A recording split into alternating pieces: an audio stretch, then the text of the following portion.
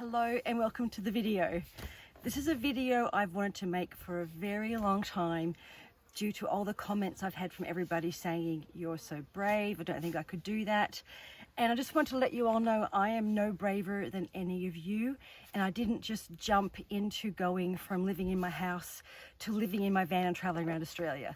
I did a lot of things in preparation for this so that I would give myself the best chance of success. I'm going to share with you all the things that I did to help me, and you can do them too. And this works for anything you want to do, not just like living or traveling in a van or traveling in general. Anything you want to do, there are small steps you can take to ensure your success and so that you can achieve your dreams and go after what you want to do. I'm going to start with you what the steps I actually took to move into my van, and then I'll share with you my general advice, my general encouragement about how to treat yourself when you're going through this process. So once I decided that I wanted to move into the van, I realized that there were some steps I could take to make the transition easier, and also just for myself, that I didn't have to wait, which was going to be a 3-year process, before I could start enjoying some of the benefits that came with van life. When I decided that this was something I wanted to do, I had really narrowed down my comfort zone. I was working from home and I wasn't traveling more than a 5-kilometer radius to see my clients or my horse or my friends. I wasn't going anywhere. If a client phoned up and they were 10 kilometers away, I said, no, it's too far, I'm not going to go. I would really narrow down my comfort zone to a very small radius. So what I thought I could do, one of the things I love about van life is how you get to go and see different things and new things. So I had the dog, so I thought one thing I could do was I could start exploring different parks outside of my 5-kilometer radius with the dog. So I would look them up on Google Maps. I would look up like the satellite image so you could see the green space. And I started a couple of times a week going to different places with the dog. So it was great. It gave me a chance to get comfortable with going to a place I hadn't been before, to driving to a new place. It also gave me a chance to see how the dog coped with going to different places all the time. And I've got to tell you, I found the most beautiful parks that were actually really close to me that I never would have discovered if I hadn't have started doing that. So what this did was this then increased my diameter of my comfort zone to a little bit bigger. And all of a sudden I was very comfortable going to new places. The second thing that I did was once I sold my house, initially I was just going to rent a house in the same neighborhood I'd been living for 17 years while I bought the van and built the van. And then I thought, why? There's nothing keeping me here. I was working online.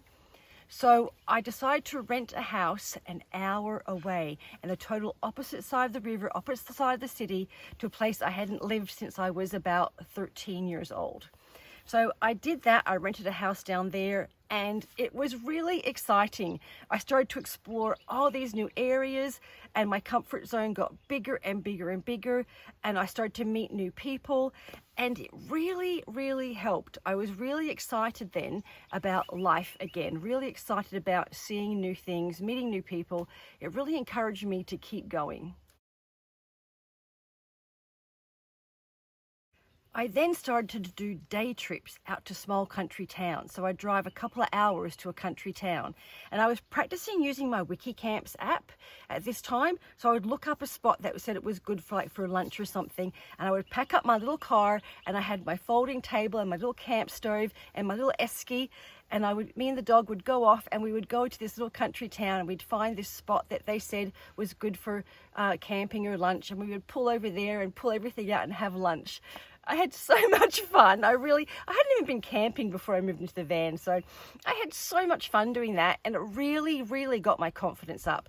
And I really then got a feel for what places I liked and didn't like.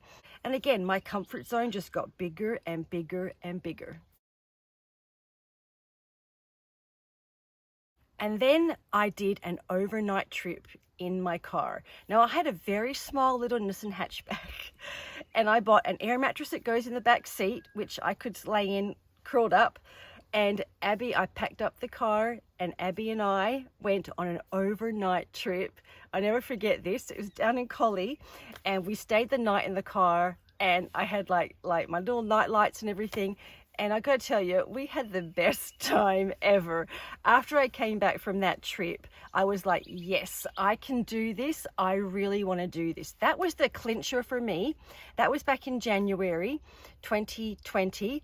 And that's when I knew that I could do van life. I thought, no, I absolutely loved it in the car. It would be fantastic. I hung out in forests and I just had the best time. And Abby loved it. She was really good. So I knew kind of at that point that it was going to be good and that I could do it.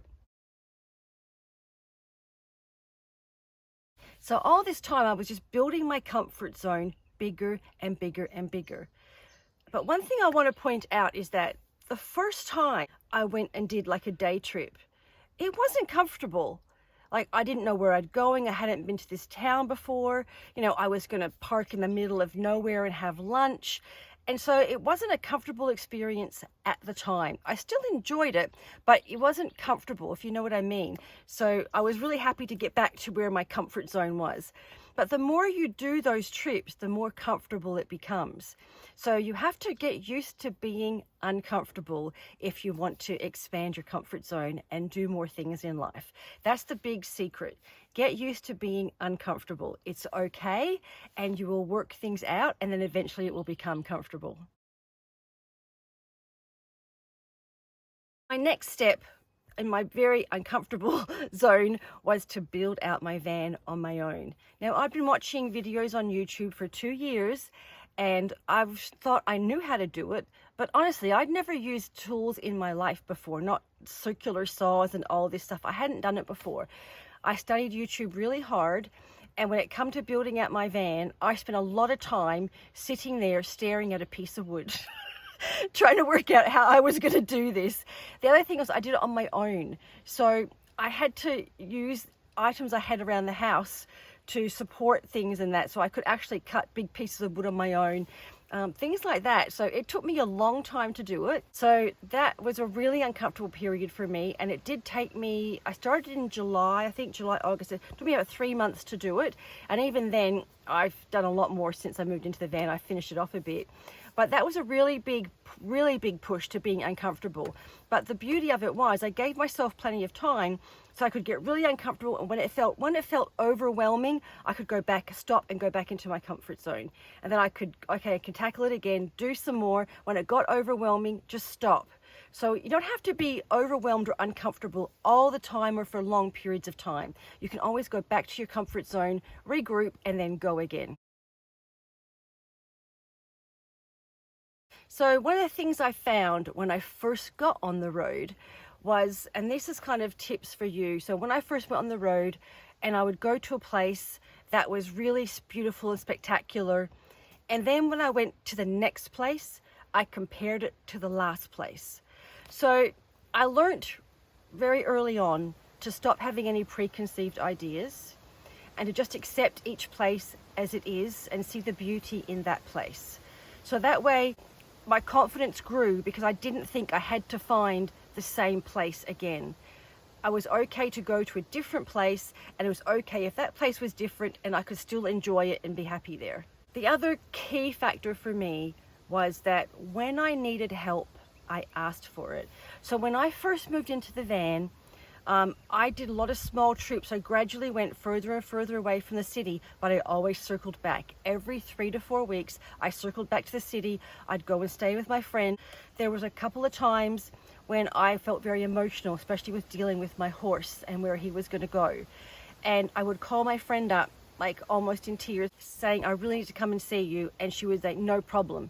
And I would drive 4 hours to get to her house, and she would let me just sit on her couch and not really melt down, but just sit there and really process what was happening in my life. Just really process it.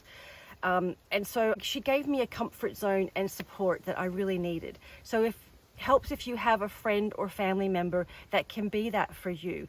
So it's not all, even now, if I get really upset or if I get overly joyed, I can call her and share those moments with her. So you don't have to do it all on your own. Even though I'm traveling on my own, I'm not on my own. I speak daily to friends and family. And yeah, reach out for help and support. Don't think you have to be tough. Don't think it's supposed to be easy. Yeah, it is what it is, and it's okay. As you do more and more of this, and you push through things that make you uncomfortable, and you expand your comfort zone, you gain confidence in yourself. Like I shared in the video when I drove across Australia, for me having driven from Sydney to Perth, that gave me a huge boost of confidence. That was a big accomplishment, and it really improved my confidence. Just the other day when my battery died, and I was in a small town, just the process of going through that with getting it jump started, getting the mechanic, get the battery replaced, you know, when I'm in the middle of this country town, middle of the wheat belt, after I left there, I felt more confident. I'm like, you see, you can deal with things. When things happen, you can deal with them. It's not the end of the world. All right, these are like my final wrap-up points for you on how you can improve your confidence and go after your dreams. The first thing is start small. Don't try and eat the elephant all at once. Eat the elephant one bite at a time. That's a terrible saying. Who wants to eat an elephant? But don't try and do everything at once. Just start really small. Take small steps, and each small step gets you closer and closer to your goals, and it will increase your confidence. Every time you succeed, your confidence grows and grows. Don't pressure yourself. Don't compare yourself to somebody else, and don't pressure yourself. Be kind to yourself when you're talking to yourself. Don't say, oh, that's stupid, I should have been able to do that. There's one analogy I gave when I was doing Toastmasters, and that is, imagine yourself like a child learning to walk. If you ever had children or grandchildren, or you know children, when they're learning to walk, when a child's learning to walk and they fall down, we don't go, oh, gee, you're stupid, you should be able to walk. Nobody does that. We go, oh, that was a good try, keep going, you can do it.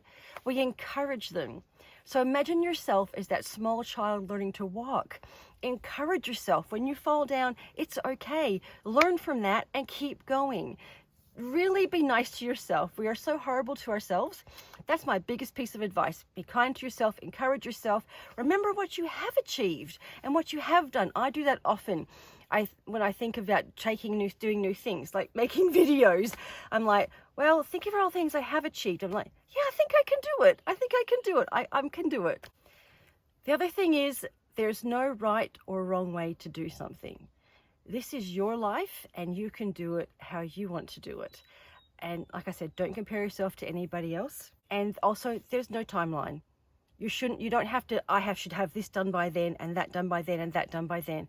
It will happen when it happens. Everyone is different, and just accept that this is the process that you're going through. And my biggest advice for when you're dealing with an uncomfortable situation, or you're confronted with something that's really strange or really hard to deal with, think about your thought process. So it's not the situation that is stressful, it's the way you think about the situation that is stressful. So example, when my car wouldn't start, I actually just sat there and went, oh, my car won't start. I did not go down a million worst case scenarios. I just thought, oh, the car won't start. To be honest, I was hungry, and I was more worried about having lunch than getting the car started. That's the honest truth. I was like, I think I'll have lunch. So I was never worried. Or I didn't start thinking, oh no, this is the end of the world. I just don't go down that route.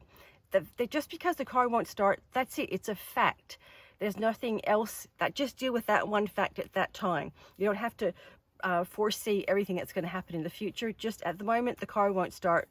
Let's just deal with this. Take one step at a time, and you'll get there. All right, that is the end of my video. I hope this made sense. I really want to share it with people. I hope it helped you if you're looking to do something that you're not sure you can do, or maybe you can share this with somebody else that you think they feel that way. So I want to let you know, I'm not brave. I'm not overly confident. I just take things one step at a time, And as I do more things, my confidence grows, my comfort zone grows, and that's how I get through things, and that's how I do all the things I've done in my life. That's how I will keep doing them. So remember, be kind to yourself, reach out for help when you need it. Friends and family will be there for you, and take it one step at a time, okay? It's no hurry. All right, thanks for watching, everyone. I love you all. Bye.